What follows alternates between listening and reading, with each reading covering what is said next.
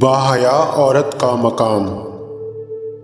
والدین کے لیے باعث فخر، بھائیوں کے لیے باعث عزت، شوہر کے لیے دنیا کا قیمتی سرمایہ، اولاد کے لیے عمدہ نمونہ۔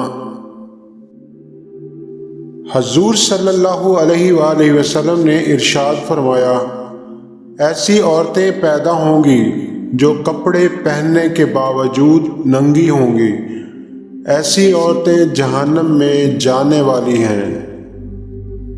عورت جب بے پردہ ہو کر باہر نکلتی ہے تو پھر وہ عورت نہیں بلکہ بہت سی بری نظروں کے لیے تفریح کی چیز بن جاتی ہے۔ پردہ کرنا۔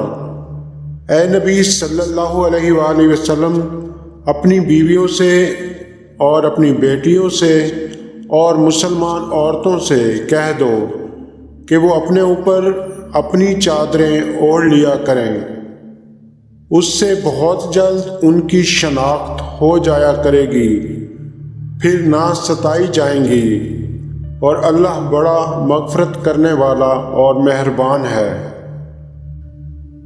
امام حسین علیہ السلام نے فرمایا، مرد کی غیرت کا اندازہ اس کی عورت کے لباس اور پردہ سے لگایا جاتا ہے۔